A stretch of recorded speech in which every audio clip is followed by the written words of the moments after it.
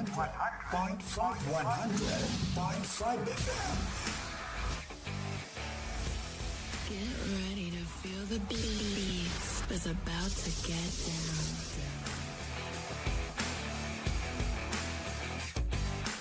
Listen up, baby. Ladies, let go of your man. You're listening to the ladies' favorite DJ.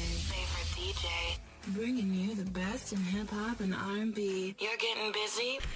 Are you ready for something new and hot? This is 100.5 FM, your Alaga Radio.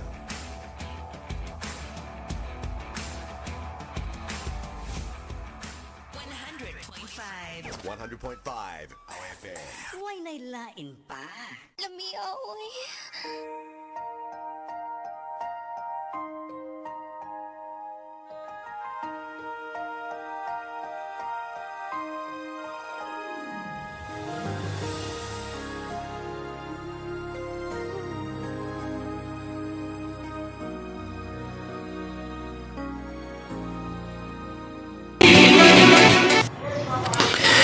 Abyan, kamusta ka? May agad sa imo. Ikaw nagapamati sining aton programa ang Daily Light from God's Word Radio Broadcast.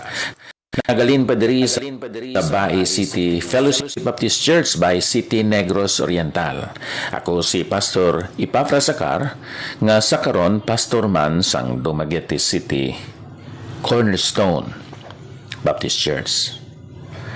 Abyan sa aton nga espirituhanon nga pangabuhi, wala kita sang kaugalingon nga kusog o kung gahom nga makapadayon tungod sina makapadayon kita sa pagpangabuhi kag makaalagad sa Dios sa aton kaugalingon nga kusog. Pero salamat nga ang Dios mismo naghatag sa aton sang iya balaan nga espiritu. Naghatag siya sa aton sining manual nga amo ang balaan nga kasulatan ang Biblia. Naghatag man siya sang grupo sa mga matuto mga Kristohanon nga amo ang nagahangkat kag nag-encourage sa aton sa pagpadayon sa aton Kristohanon nga pagpangabuhi. Diri sa Psalm 124 akon basahon abyan diri sa English, no? If the Lord had not been on our side, let Israel say, if the Lord had not been on our side when men attacked us, then they would have swallowed us alive in their burning anger against us. Then the waters would have engulfed us, the torrent would have swept over us. In raging waters would have swept over us. Praise the Lord who has not let us be ripped apart by their teeth. We have escaped like a bird from the hunter's net. The net is torn and we have escaped. Our help is in the name of Yahweh, the maker of heaven and earth. Kabayang Diyos magapakamayo sa sining mga pulong aton ginbasa. Ang kusog sang Diyos. Abyan kag utod sa Ginoo sa nagapadayon kita sa aton espirituhanon nga paglakap o kon journey.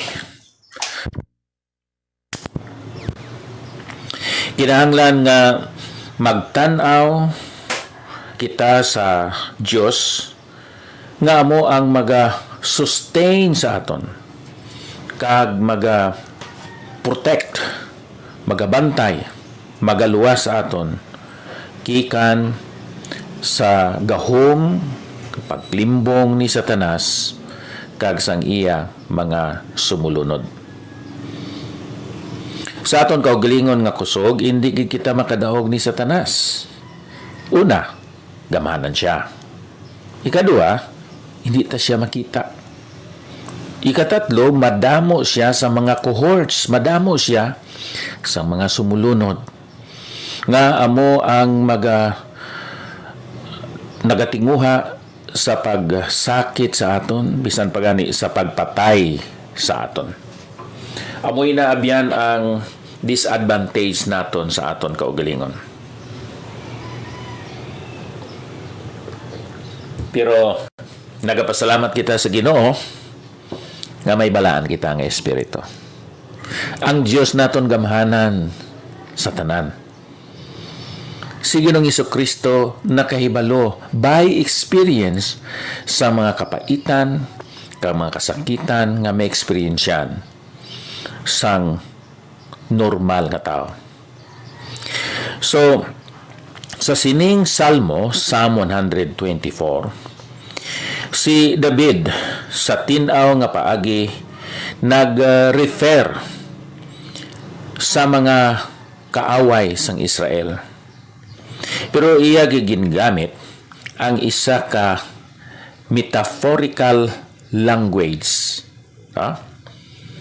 Intawag niya diri ang mga kaaway subong raging waters, ferocious animals nga nagakagat, nagagisi sa mga lawas sang mga tao.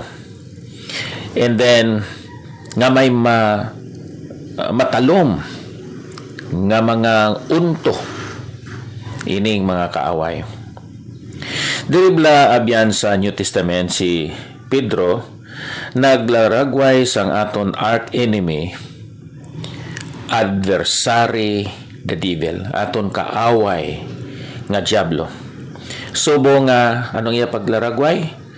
Subo nga nagangurog nga leon nga nagapangita sa kaibisan sino nga iya mapangit, iya mas kaon, iya madibaur. Pero makaiskapo kita sa sining malaot nga mga handom kag tinguha ni Satanas. Pinaagi sa aton pagkaseryoso, by being serious, by being sober, by being alert, nga maabtikon kita sa aton nga kabuhi. Pinaagi sa aton pagkalig-on sa aton nga pagtuo. Pinaagi sa aton nga pagsupa, sa aton nga pag-resist, sa aton pagpakig-away. Siyempre, pinaagi tungod kag sa bulig sa aton Ginoo, aton ini mahimo. Siling diri sa balahan kasulatan sa Efeso kapitulo 6 versikulo 16 kag 17. Ini balang aton nga pagtuo. Amo ining isa sa aton nga mga hinangiban sa aton pagpakig-away batok kay Satanas kag sa iya mga sumulunod o kon mga sulugon. Pinaagi sa aton nga pagtuo abyan aton mapalong ang the fiery darts of the wicked, of the evil one, kag aton pierde ang aton kaaway kag sa iya mga tentasyon. Pinaagi sa espada sang balahan nga espiritu nga mo ang pulong sang Dios. So abyan, suma total, hindi kita makapirdi sa aton nga kaaway nga si Satanas. Una, mas gamhanan siya kaysa aton. Ikaduha, hindi naton siya makita. Ikatatlo, madamo siya sa mga sulugon. Pero sa piyak naman nga bahin, ginhatagan kita sang mga pasalig o kunsaa diri sang Ginoo. Ginhatagan kita sang persona sang balahan nga espiritu. Ang iya presensya kagahom ato na experiensyan. Ginhatagan kita sang balaan kasulatan nga nangin manual sa aton nga pagpakig-away batok sa aton kaaway nga si Satanas.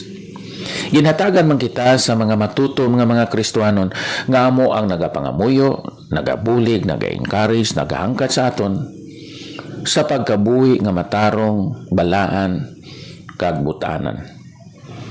ginhatagan kita abyan sang aton mga eksperyensya.